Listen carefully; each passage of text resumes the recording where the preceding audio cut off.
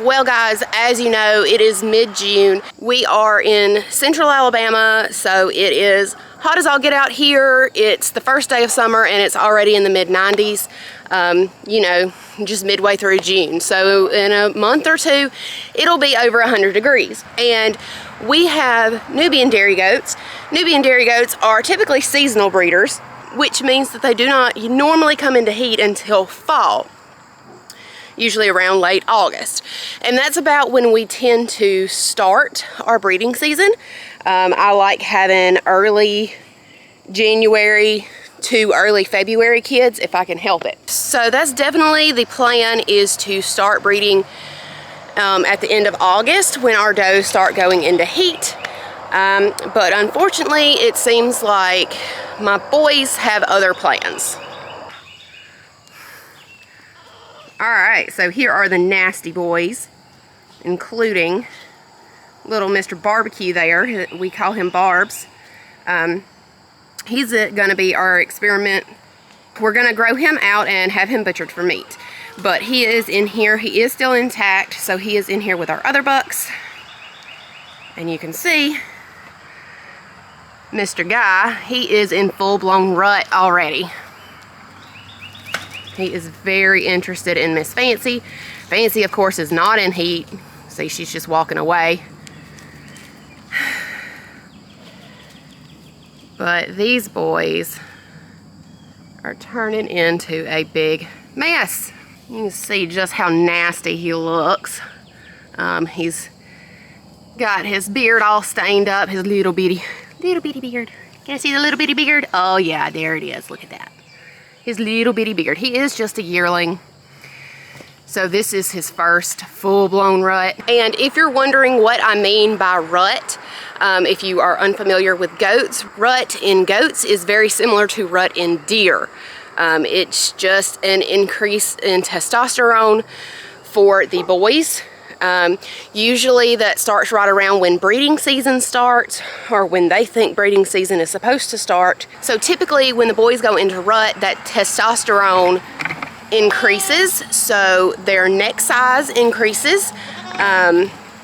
They get really wrinkly. Some bucks will get really wrinkly, others will just, you know, muscle up. But a sure sign that your bucks are in rut is when they start peeing on themselves. Yes, I did say pee. That is what they do. They find it to be the best cologne to attract the girls. And it's gross and sticky and disgusting, no doubt about it. But it's just part of owning goats. You can see Guy is the main one that is in rut right now. So far, you know, this is his second rut. He went into a small rut last year. So this will be his first full rut. And I don't really think I would say it's early. I just wish they would have held off for a bit. So there were a couple of things that happened in the last few weeks that I think contributed to the boys starting to go into rut so soon. The first thing is we took them to a show, their first show ever, and they were around other bucks. Other bucks mean more competition. More competition means that testosterone starts pumping. And it's kind of a chain reaction. Once that starts to go, it just, you know, pushes them into a rut. And also, as far as Guy goes, we just sold our senior buck, Ash. Unfortunately, we had really used him in our small herd as much as we possibly could. And as much as I hated to do it, it was better off for him to be in a herd where he would be utilized. I have to avoid Guy trying to get me. But yeah, so we sold Ash a week or so ago. So Guy is now the oldest buck out here. And I think that also kind of contributed to the testosterone increase. You know, he's all of a sudden big bad man on campus. And he wants to make sure that everybody, bucks and does, they all know it.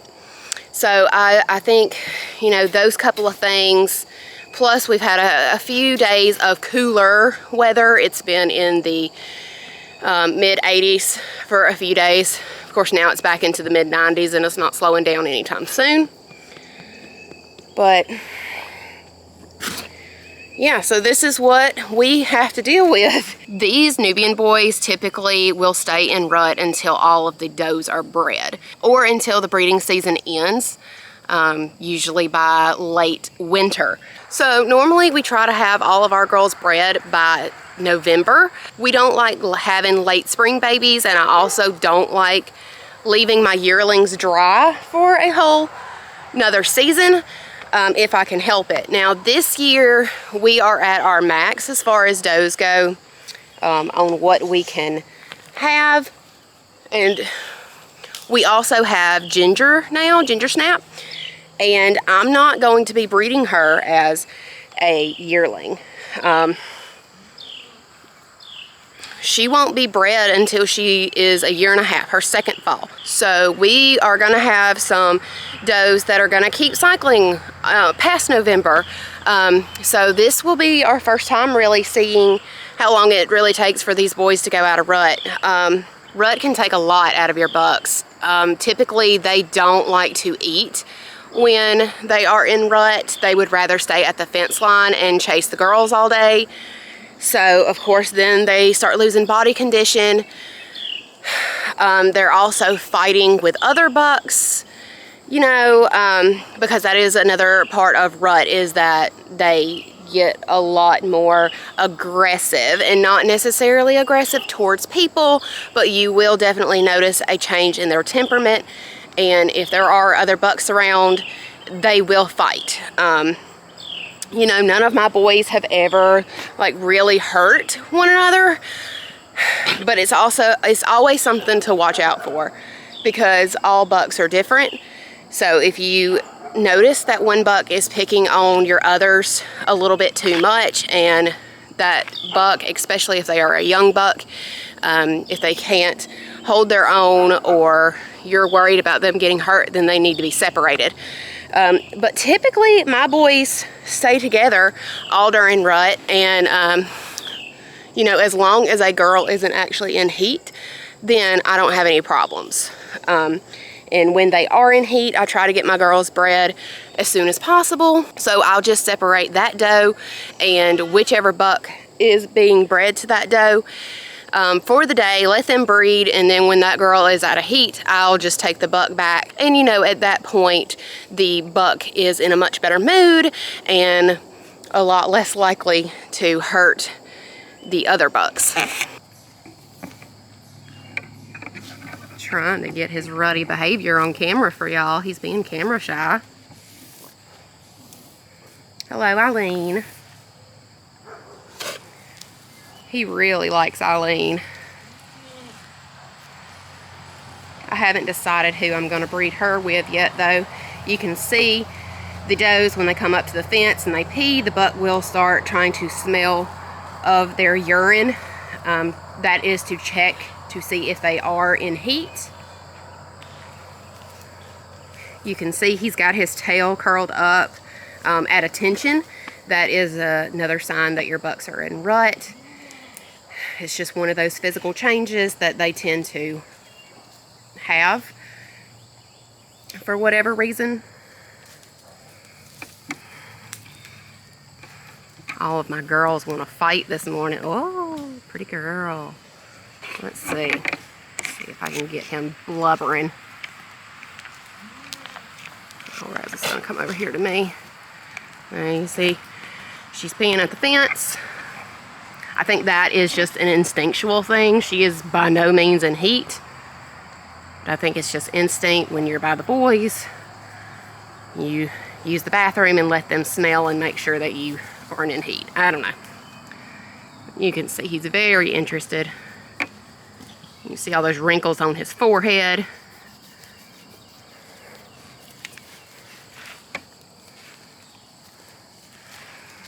And you can see she's not in heat. If she were in heat, she would have stayed at this fence. She would be flagging her tail and wanting his attention. There's Mr. McCoy. And yes, he is quite thin. He had a really bad bout of tapeworms that it took me a while to diagnose. So he's still trying to get his weight back. I'm really hoping that we can get his weight back to normal before he goes into full-blown rut. He's definitely starting to act like a buck. You know, he's starting to pee on his face just a little bit.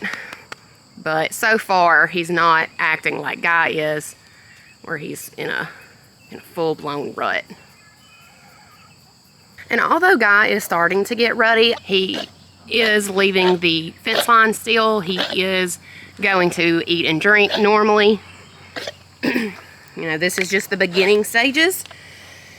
In a few weeks, especially if the girls start going into heat, then we're going to have another mess on our hands. He is a bit of a brat, so I'm really hoping that I don't have to separate him. You know, we have, our fences are electrified.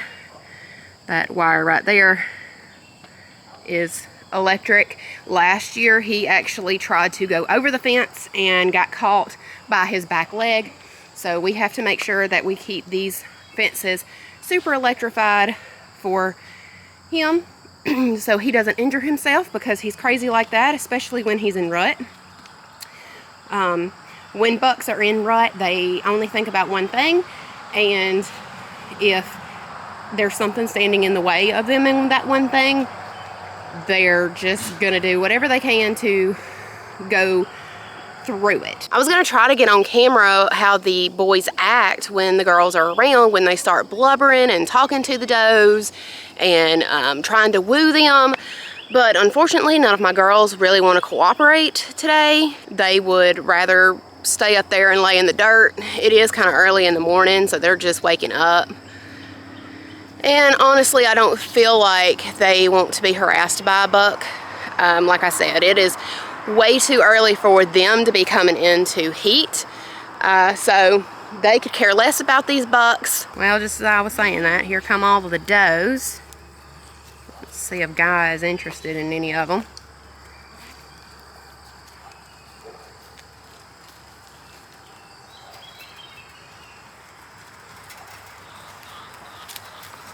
He might be a little bit too interested in food right this minute.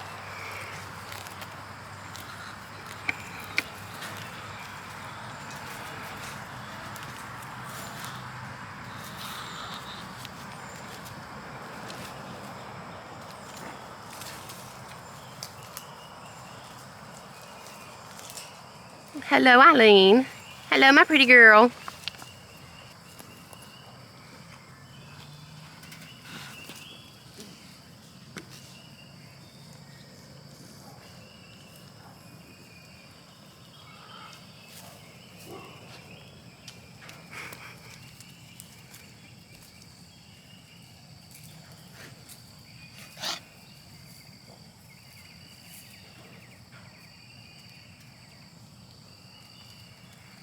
He's just going all the way up the fence line, taking all of the does.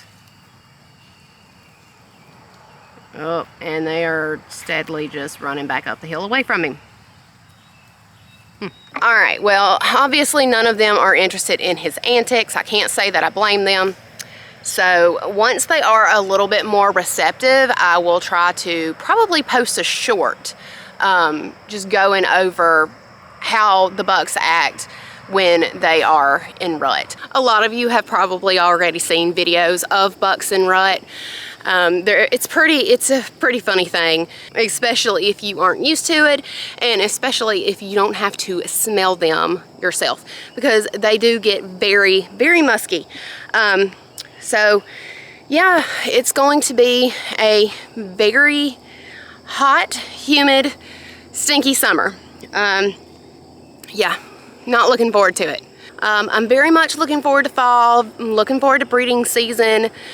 Right now we are starting to dry our girls off, the ones that we don't plan to show in the fall. We are done with all of our spring shows, and it's just too hot to do a summer show. So, and the girls don't want to milk through that anyway. So they are starting to dry off. All of our kids have actually already weaned themselves. If it were up to me, I would have kept them on milk longer. The youngest, Selena, she is just at 3 months old now. Ideally, I like to keep them on milk until they're about 6 months old, especially the doe kids that I plan on breeding. But they're all eating grain really, really good. And they just decided that they were done one day this week. So they just walked away from the lamb bar and didn't look back. So they're weaned. We're drying the girls off. So for the most part, the summer is going to be pretty laid back, which is always a good thing, as hot as it is here. We do have nationals coming up next month. We'll be up there July 13th through the 18th. And we're not showing or anything. We're going up there strictly as spectators and to pick up some semen because we're planning on trying to do AI this fall. So we have to pick some of that up. And then of course we want to watch the Nubians.